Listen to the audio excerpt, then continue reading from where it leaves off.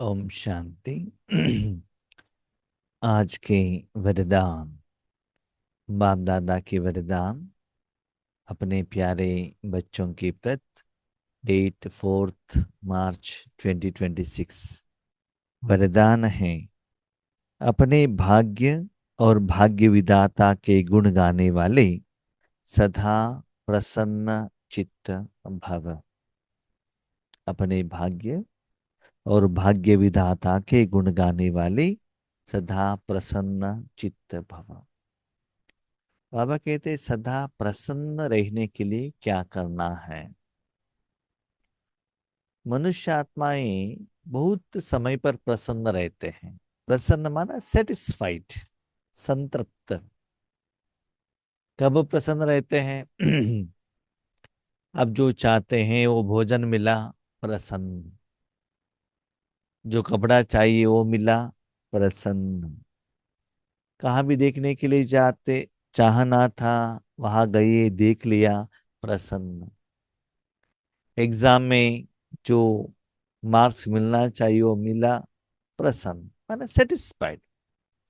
कोई बीमारी था, बीमारी ठीक हो गया, दर्द कम हो गया, प्रसन्न, सेटिस्फाइड माना आपने जो कर्म किया, कर्म का जो फल मिला, उसमें आप प्रसन्न होते हो। लेकिन यहाँ बाबा कहते प्रसन्न चित्त। बुद्धि द्वारा आत्मा प्रसन्न होना चाहिए। जीभ द्वारा, आंख द्वारा, कान द्वारा, धन द्वारा, व्यक्ति द्वारा, बच्चों द्वारा नहीं, और कोई साधन द्वारा नहीं, बुद्धि द्वारा, बुद्धि के रूपी साधन द्वारा जो आप कर्म करते हैं या कर्म का फल अनुभव करते हैं, उससे प्रसन्न रहो। लेकिन वो बुद्धि द्वारा प्रसन्न रहने के लिए क्या करना है? अभी जीभ एक साधन है, उसके ऊपर कुछ आइटम रखेंगे, उस आइटम का जो गुण है वो गुण जीव द्वारा, बुद्धि द्वारा आत्मा तक पहुंचेगा, तब आत्मा को प्रसन्नता मिलती है ना। कानों में कुछ साउंड सुनाई देता है, वो साउंड द्वारा, कानों द्वारा, बुद्धि द्वारा आत्मा तक पहुंचता है, तब आत्मा प्रसन्न होता है। यहाँ प्रसन्न चित्त होने के लिए वहां भाग्य, क्या है भाग्य? ईश्वरीय सेवा करने के बाद जो आपको फल मिलता है, सफलता, कमाई, आशीर्वाद मिलता है। अपने आप भाग्य नहीं मिलता है। जितना आप कर्म करते हो ना, उसके बाद मिलता है। जैसे कि 1 महीने तक काम करो, सैलरी मिलेगा। नाम ऐसा सुंदर है, अपने आप किसी को कुछ भी नहीं मिलता है। सुख हो, दुख हो, जो भी है अपने कर्मों का हिसाब किताब के अनुसार मिलता है, बस। तो अपने भाग्य, कौन सा भाग्य? रूहानी सेवा द्वारा, रूहानी कार्य द्वारा, रूहानी कमाई जो की है, उसके भाग्य, स्थूल रूप का नहीं। एक अपना भाग्य माना आपके पास कितना शांति, सुख, आनंद, प्यार, शक्ति, पवित्रता जो भगवान से मिला हुआ है, स्पिरिचुअल सेवा द्वारा मिला हुआ है, और दिन ब दिन कितना बढ़ रहा है, और कितना दान दे रहे हो, और वो कितना वो साधन द्वारा अपने समस्या का समाधान कर रहे हो, तो कितना कॉन्फिडेंस है। जैसे लोगों के पास भी जितना धन ज्यादा होगा, गहने ज्यादा होंगे और बिल्डिंग ज्यादा होंगे, थोड़ा कॉन्फिडेंस रहेगा कि भविष्य में हम इस कमाई द्वारा, इस धन द्वारा हम भविष्य में आने वाले समस्या का समाधान कर सकते हैं। यस भाई बहने, आप संकल्प तो कर सकते हैं, आपके पैसे द्वारा, बिल्डिंग द्वारा भविष्य का समस्या का समाधान कर सकते हैं, लेकिन वो ऐसा है नहीं। कितना भी धन हो, गहने हो, गोल्ड हो, बैंक बैलेंस हो, एक बार गिर गया तो 1 सेकंड में बिंदु चला गया ना। इतना भी कमाई की, आप रह गए। आप दूसरा कोई गांव में गए थे, आपका जो गांव था वहां बाप गिर गया, बिल्डिंग गिरा, गिर गए, सारा परिवार चला गया, पैसा चला गया, उस समय क्या करेंगे? लेकिन रूहानी जो कमाई है वो कभी भी कोई विनाश नहीं कर सकता है ना। यहां तक आगे का 21 जन्म तक, 2500 साल तक उसको कोई कुछ भी नहीं कर सकता है। Totally that is your property. न गवर्नमेंट ले सकती है, न कोई आपका रिश्तेदार लेकर जा सकता है। उसके लिए कोई कोर्ट केस नहीं डाल सकता है कि वो मुझे दे दो। नो। तो ये एक ऐसे निराकार परमानेंट अविनाशी भाग्य आपको कितना, आपके पास कितना है, उसके साथ कनेक्ट हो जाओ और उस सुख को अनुभव करते हुए सदा प्रसन्न चित्त रहना। भले अनुभव कर रहे हो या आपके द्वारा और किसी को जा रहा है चित्त द्वारा। नेक्स्ट बाबा कहते भाग्य विधाता। ये भाग्य दिया किसने? आपके पिता ने दिया है ना, परमात्मा ने दिया है ना, आपके जिगरी फ्रेंड ने दिया है ना, मेरा बाबा ने दिया है ना। एक भाग्य, दूसरा भाग्य विधाता। इसी लौकिक में भी आपके लौकिक पिताजी ने बिल्डिंग दिया, तो बिल्डिंग का भी सुख का अनुभव करते हो और पिताजी को भी थैंक यू कहते हो ना। मेरा पिताजी का जायदाद है, मेरे लिए दिया है, मैं इसका ओनर हूँ। अपने पति के ऊपर भी राज्य चलाते हैं बहने, क्यों? पिताजी की तरफ से कोई जायदाद आ गया है तो। शादी में पिताजी की तरफ से जो गहने आते हैं उसकी तरफ अधिकार रहता है। उसको लेकर जाके मुथूट फाइनेंस में और कहा भी रखकर लोन भी लेते हैं। पति ने पूछ लिया तो मेरे पिताजी की तरफ से मिला हुआ है, इसका अधिकार मेरा है, आप कौन होते ये पूछने वाले ही, है ना। ऐसे ही भाग्य विधाता बाबा के ऊपर दिखा और किसी से मैंने मांगा नहीं है। वो भी बाबा ने कैसे दिया? साधना के कारण, सेवा के लिए दिया। ऐसे निराकार रूप का कर्म और कर्म के फल से सदा प्रसन्न चित्त रहो। तो ऐसे रहते रहते गुणगान करते चलो। लेकिन ये कब होगा? अब जानते हैं लौकिक में भी आपको धन कब मिलता है? जब आप काम करेंगे, बिजनेस करेंगे, तभी तो आपको वो मिलता है ना, नहीं तो नहीं मिलता है। इस बाबा ने भी ये कमाई के लिए कुछ आपको काम दिया है, प्लेस दिया है, जिम्मेदारी दी है, विधि विधान दी है, ज्ञान दी है। जो बच्चे ऐसी रूहानी कमाई बिजनेस करते रहते हैं, भाग्य बढ़ता रहता है, उसका फल स्वरूप चित्त द्वारा वो सुख का अनुभव होता है। जैसे आपके पास पैसा ज्यादा है, आप एसी में या फ्लाइट में ट्रेवल करते हैं ना। पैसा कम है तो आधार कार्ड का फ्री बस में क्या करते हैं, जर्नी करते हैं, है ना, क्योंकि पैसा नहीं है, क्या करें, गवर्नमेंट से पैसा ले लेते हैं, है ना, खुद का कमाई किया पैसा है नहीं। राइट। तो ऐसे बाबा कहते हैं सदा प्रसन्न चित्त रहना। सभी ब्राह्मण बच्चों को जन्म से ही ताज तख्त तिलक जन्म सिद्ध अधिकार के रूप में प्राप्त होता है। बाबा का वर्ड कितना सुंदर रहता है। सभी ब्राह्मण बच्चों को, सभी ब्रह्मा कुमार कुमारियों को नहीं कहा बाबा। नो। सभी बच्चों को भी नहीं कहा, सभी ब्राह्मण बच्चों को कहा। इसका मतलब पहले बाप ने बाबा को जान लिया, पहचान लिया। लौकिक में भी देखिएगा, कोई भी बच्चा जन्मते ही ब्राह्मण नहीं बनेगा ना। बड़े होने के बाद वो ब्राह्मण बनने के लिए उनको कुछ एजुकेशन लेना पड़ता है, विधि विधान जानना पड़ता है, स्कूल में जाकर उस श्लोक का पठन करना पड़ता है, कौन सा पूजा कैसे करना है ये सभी जानकारी, इंफॉर्मेशन, एक्सपीरियंस रहना पड़ता है। तभी तो लोग उनको ब्राह्मण के रूप में बुलाते हैं।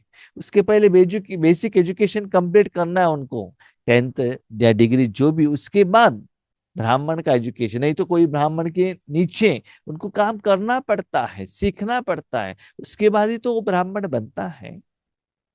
ऐसे ही आप भी अभी तक ईश्वरी सुख को खुद के लिए यूज कर रहे हो।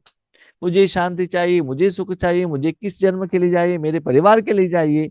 तो ऐसे जो बीके हैं ये कोई ब्राह्मण नहीं है। ब्राह्मण कौन है? भगवान का जो शक्ति है, ज्ञान है, अनुभव है, ये दूसरों की समस्या का समाधान के लिए निमित्त बनते हैं। भले ज्ञान द्वारा, मनसा शक्ति द्वारा, शुभ भावना द्वारा, संकल्प द्वारा, टोली द्वारा, ब्रह्मा भोजन द्वारा, what ever it may be, लेकिन अंदर से राजयोग द्वारा भगवान का जो ओरिजिनल गुण है वो फ्लो होना चाहिए। माना दूसरों को नहीं देने के लिए, दूसरा माना हमारे कर्नाटका वालों को, आंध्रा वालों को नहीं, सॉरी, हम मेरा नहीं आना चाहिए, भारत देश वालों को नो। जहां जिनको भगवान चाहता है भगवान दे रहा है, मैं तो सिर्फ निमित्त हूं, ब्राह्मण। यस। जब पूजा करके आती हूँ ना, पूजा करने के लिए जाती हूँ टेम्पल में ब्राह्मण होकर, जो भी भगत आता है उनको पूजा कराना। वो कौन है, क्या है, वो लेकर आपको क्या करने का है, वो गरीब है या धनवान वाला है, कौन से जात वाला है, धर्म वाला है, हिंदू है कि मुस्लिम है कि गरीब है कि क्या है, काला है कि गोरा है कि स्त्री है कि पुरुष है कि छोटा है कि बड़ा, आपको क्या लेना देना। वो आया, जो पूजा के लिए कहा, पूजा करो और प्रसाद दे दो, चैप्टर क्लोज। अब किसी से कनेक्टेड नहीं हो, किसी के साथ मोह में मत रहना। किसी ने पैसा ज्यादा दे दिया तो उनको एप्पल दे दिया, पैसा नहीं दिया उसको तरफ देखना ही नहीं, ऐसा नहीं करना चाहिए। सभी को एक ही जैसा देखना चाहिए। ब्राह्मणों का काम ईश्वरी सेवा के प्रति रहना चाहिए, फल क्या मिलता है उसके तरफ नहीं रहना चाहिए। प्रसाद बांटते जाओ, जिन्होंने भी हाथ आगे रखा प्रसाद बांटो, बस उस प्रसाद का फल आपके, उसके नीचे एक क्या है वो प्लेट रखते हैं, उसमें पैसा डालते हैं, उसमें कितना पैसा डाला वो मत देखना, अपना काम करते जाना। इसी ब्राह्मण कहते हैं ब्राह्मण बच्चों को, जो ब्राह्मण बने हैं, इसे ईश्वरी सेवा के लिए निमित्त बने हैं, उन लोगों को बाबा एक पोस्ट देता है। इस लौकिक में भी कोई आईएएस करता है, आईपीएस करता है, बैंक एम्प्लॉय डिग्री करता है, उसके बाद उसको एक चेयर मिलता है ना, पोस्ट रहता है ना, अपॉइंटमेंट मिलता है ना, जन्मते ही उनको मिलता है क्या, नहीं। Qualities, qualifications, examinations, conditions, interview, return examinations, इसे भी कंप्लीट होने के बाद उनको एक चेयर, एक ऑफिस, एक पोस्ट मिलता है। ऐसे ही आप जब ब्राह्मण बनने के लिए योग्य हुए, तब आपको चेयर मिलता है। क्या है, ताज। कौन सा ताज, पवित्रता का और विश्व कल्याण का ताज मिला है आपको। हम्म। ब्राह्मण बनना है तो स्व कल्याण का नहीं, परिवार का कल्याण का नहीं, अपने देश का कल्याण का नहीं, दो ताज मिला है। एक, जितना इस दुनिया से डिटैच होते हो, मेरा मेरा मेरा कुछ भी नहीं, उतना पवित्र प्योर। दूसरा, विश्व कल्याण का जिम्मेदारी का ताज, दो ताज है, तो वो ताज पहनकर बैठना। जैसे पुलिस लोग क्या करते हैं, अपना यूनिफॉर्म पहनते हैं, अपना टोपी पहनते हैं, है ना, सीट पर आकर बैठते हैं ना, ऐसे ही ये जो तो दो ताज, एक पवित्रता सारे विश्व से डिटैच, दूसरा विश्व कल्याण का कार्य। कोई पुलिस होता है, उनका काम है सिर्फ पुलिस का ड्यूटी करना, बाकी उस समय अपने परिवार से, बाकी सभी से डिटैच होना पड़ता है। तो चेक कीजिएगा, वो ताज पहनकर बैठे हो। नंबर टू, तख्त, सिंहासन, सीट चाहिए ना, वो है बाबा का दिल तख्त। परम धाम में बाबा के दिल पर बिठाओ, बैठो। नहीं तो बाबा को ब्रकुटी में लेकर आके बिठाओ, उनके गोद में बैठना। ऐसी ड्यूटी करने वालों को एक चेयर रहता है, एक रूम रहता है ना, इवन एक ऑफिस में एक प्यून के लिए भी एक चेयर रहता है ना, ऐसे तख्त। तीसरा है तिलक, लौकिक में भी बैड्ज देते हैं ना, पोस्ट एंड पोजीशन, वो क्या है, नेम प्लेट देते हैं, डेजिग्नेशन देते हैं। इसी पापा कहते हैं तिलक। कौन सा तिलक, स्मृति का तिलक। कौन सा स्मृति, मैं बाबा के साथ कनेक्टेड हूँ, बाबा द्वारा सेवा कर रहा हूँ। जैसे लौकिक में भी कोई कर्म करता है, मैं ऑफिसर, मैं manager, managing director, employ of State Bank of India, employ of central government, employ of nuclear power station, ये रहता है ना, इस इन्फोसिस का एम्प्लॉई हूँ, विप्रो का एम्प्लॉई हूँ, है ना, ये स्मृति रहता है ना अपना ड्यूटी का, मैं कैशियर हूँ, है ना। ऐसी स्मृति, क्या स्मृति, बाबा के साथ विश्व कल्याण करने का, रूहानी सेवा करने का ऐसा स्मृति। तो टोटल निराकार, टोटल आत्मा, मन बुद्धि, सिंहासन, ताज, तिलक, कर्म, विधि, नियम, श्रीमत, कर्म का फल, और फाइनली ये सभी करने के बाद जो फल मिलता है प्रसन्नता बुद्धि द्वारा, वो भी निराकार। तो टोटली ये आप जाने बाप जाने, तीसरे को कुछ भी पता ही नहीं चलता। वर्तमान समय में आप देखते हैं बहुत सारे जो यंगस्टर्स हैं कंप्यूटर जॉब करते हैं, किस कंपनी में काम करते हैं पता नहीं चलता। क्यों? Work from home. कितना सैलरी है मालूम ही नहीं है, ओनर कौन है मालूम नहीं है, इनके बैंक बैलेंस में कितना पैसा है मालूम नहीं है, क्योंकि सभी जगह पर लॉक किया हुआ रहते हैं, मोबाइल लॉक्ड, कंप्यूटर लॉक्ड, हर जगह पर लॉक। लेकिन जो कंप्यूटर ऑपरेट करता है उनको मालूम रहता है कि मैं इस कंपनी के लिए काम कर रहा हूं, है ना। वो ऑफिस में भी नहीं गया लेकिन घर में बैठा हुआ है, बैठते वहां कर्म करते करते कंपनी भी वो चेंज कर लेता है ना। ऐसे बाबा कहते निराकार रूप में कर्म करते हुए, ब्राह्मण का कर्म करते हुए प्रसन्न चित्त का अनुभव करो। जब आप ब्राह्मण बने तुरंत बाबा ने ये 3 पोस्ट आपको दे दिया, पोजीशन, अधिकार दे दिया।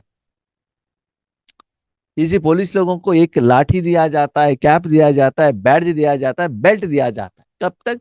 जब तक वो ड्यूटी पर रहते हैं। ड्यूटी खत्म हो गया वापस देकर आना पड़ता है। तो जब आप ब्राह्मण बने, पहले चेक कीजिएगा ब्राह्मण बने कि नहीं बने। सिर्फ अपने लिए साधना कर रहे हो और किसी को कुछ भी नहीं दे रहे हो, sorry, you are not a Brahmin. भले घर में बैठे हैं लेकिन मनसा शक्ति द्वारा विश्व को दे रहे हैं। आप कहाँ बैठे, शरीर कहाँ बिठाया है, that is not the matter, वो मैटर नहीं करता है। लेकिन अपने मन, समय, संकल्प ईश्वरीय सेवार्थ, बेहद सेवा के लिए दिए हो। वही तो बाबा ने कहा ना, घर में बैठकर भी आप ड्यूटी कर सकते हो, इसका जरूरत नहीं कि ऑफिस में जाओ, नहीं। लेकिन बाबा की गोद में बैठना, पवित्रता का ताज पहनना, जिम्मेदारी लेना, और जिसका काम कर रहे हो उस ओनर के साथ कनेक्टिविटी, स्मृति रखना, ये जरूरी है। तो इस भाग्य के चमकते हुए सितारे को देखते हुए अपने भाग्य और भाग्य विधाता के गुण गाते रहो तो गुण संपन्न बच जाएंगे। यस, मैं हर रोज इतना समय कर रहा हूँ, मुझे प्रमोशन मिल रहा है, इंक्रीमेंट मिल रहा है। यहाँ साल में एक बार नहीं मिलता इंक्रीमेंट, एवरी सेकंड मिलता ही रहता है जो एबल है। तो मुझे भगवान के फैक्ट्री में काम मिला है, भगवान का प्रोडक्ट में बांट रहा हूँ, दिन ब दिन बिजनेस बढ़ रहा है, अकाउंट में स्टॉक हो रहा है, प्रोडक्ट के लिए फुल डिमांड है, सेल हो रहा है। ऐसे क्या करो, अनुभव करते रहो और सिर्फ आपको पता चलता है, बाबा क्या है बच्चे, मुझे प्रमोशन दिया है ना, इंक्रीमेंट दिया है ना, सैलरी बढ़ाया है ना, बाबा थैंक यू। हाँ, इसका मतलब ये नहीं है स्थूल पोस्ट के लिए इंक्रीमेंट पूछो, ये बाबा ने नहीं कहा, ज्ञान को ठीक से समझिएगा। स्थूल शरीर का जॉब के लिए बाबा बात नहीं कर रहे हैं, निराकार जॉब के लिए जो भगवान ने आपको अपॉइंटमेंट दिया उसके बारे में बाबा कह रहे हैं। तो सदा ऐसा स्थिति आपका बढ़ता जाएगा, तो चित्त द्वारा जो खुशी एवरी सेकेंड इंप्रूवमेंट्स होने के कारण आपका चित्त और आत्मा प्रसन्न रहेगा। क्यों? एवरीडे आपके अकाउंट में जमा हो रहा है ना। आज 1,000, कल 5,000, परसों 10,000, नेक्स्ट डे 1,00,000। दिन ब दिन वो परसेंटेज वॉल्यूम भी बढ़ रहा है। तो बाबा के कहने का भाव है चित्त द्वारा प्रसन्न हो। बिल्डिंग कितना बनाया, कितना स्टूडेंट्स आ गए, कितना व्यूज आ गए, कितना लोगों ने थैंक यू कहा, कितना लोगों ने सम्मान किया, इसके आधार पर नहीं। क्योंकि जितना आपका लेवल बढ़ता है 100% वो जो लेवल से नया अनुभव होता है, वो अनुभव आत्मा बुद्धि द्वारा ही करता है। तो चेक कीजिएगा आपका बुद्धि ईश्वरीय कर्म द्वारा प्रसन्न है, सेटिस्फाइड है।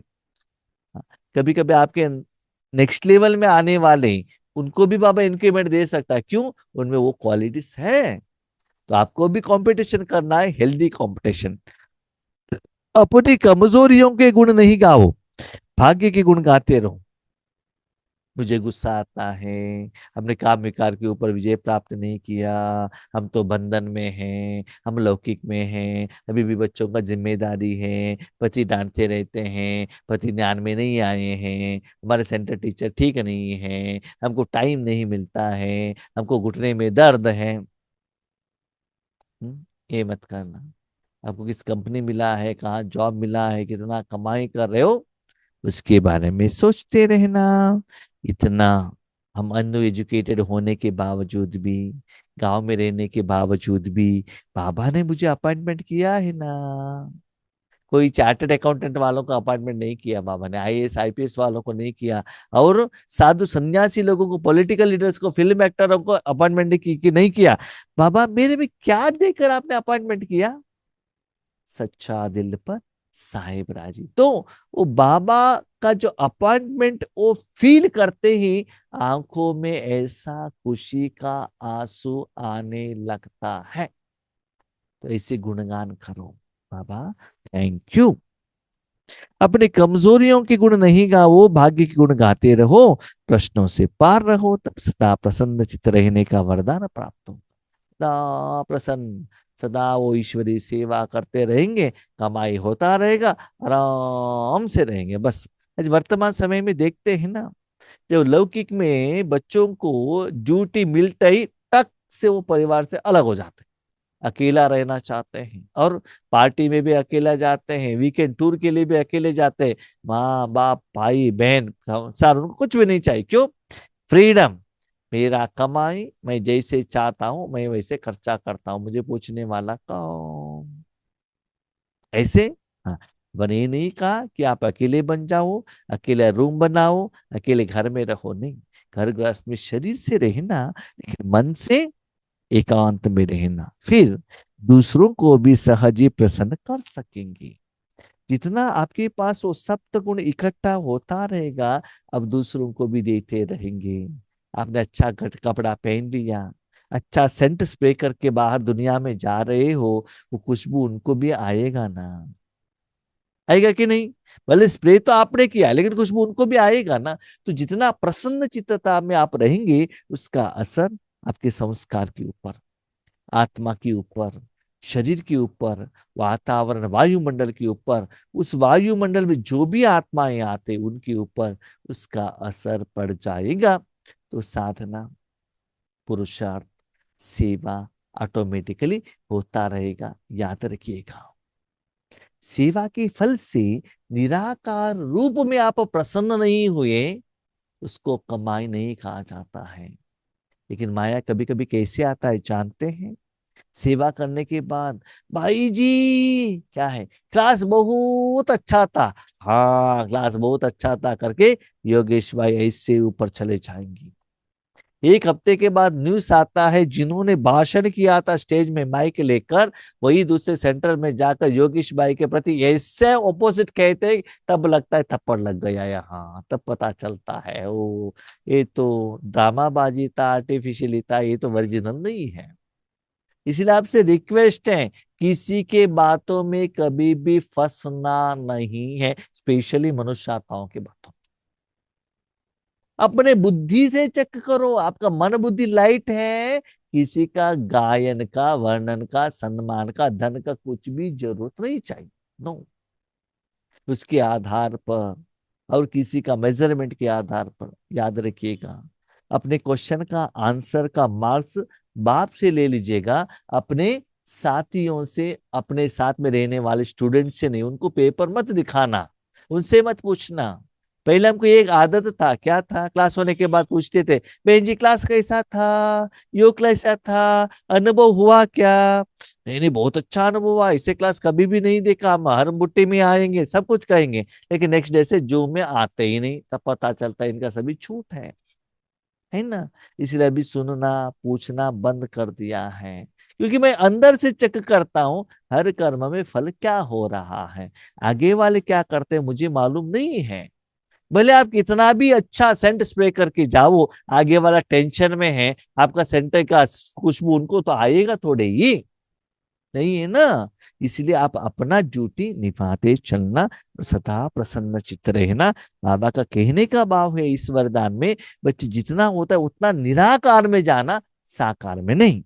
स्लोगन, एक नामी और इकोनॉमी से चलना ही ब्राह्मण जीवन में सफलता का आधार है। ऊपर बाबा ने ब्राह्मण जीवन क्या है वो बताया। अभी उसमें सफलता पाना है तो एक नाम है, एक बाप दूसरा ना कोई। दूसरा इकोनॉमी, बचत। किसका? समय, संकल्प, धन, सब कुछ सेव करो। आपके पास पैसा है, जैसे जाओ ऐसा खर्चा करना नहीं। संकल्प है, व्यर्थ में सोचना क्यों, क्या, कब, कैसे, ऐसा भी नहीं। तो हर बात में क्या करो, इकोनॉमी करते चलो। बाबा के घर में हो, अपना घर में हो, बाबा के बन गए ना, अपना कुछ है ही नहीं। एक एक पैसा, भले आगे वालों ने कितना भी धन दिया हुआ हो, नो। बहुत सारे लोग हमको कहते हैं भाई जी आप फ्लाइट में आइएगा, मैं कहता हूँ सॉरी, जरूरत है तो हम आएंगे जरूर, लेकिन बाबा कहते हैं बहुत हाईएस्ट लेवल भी नहीं, बहुत लोअर लेवल भी नहीं। जो जरूरत होता है उसके आधार पर हमको डिसाइड करना पड़ता है क्या चाहिए। कभी कभी टाइम का हिसाब किताब रहता है, टाइम का हिसाब से करना पड़ता है। ठीक है, वो देखकर हमको क्या करना पड़ता है, निर्णय लेने पड़ता है। इसलिए हर कर्म में एक इकोनॉमी, दूसरा एक नामी, ये दोनों जो भी होता है बाबा को पूछो, बाबा से राय ले लो, बाबा को कहो, उसके आधार पर कर्म करो, तब आपको ब्राह्मण जीवन में सफलता मिलता रहेगा। ठीक है। ओम शांति।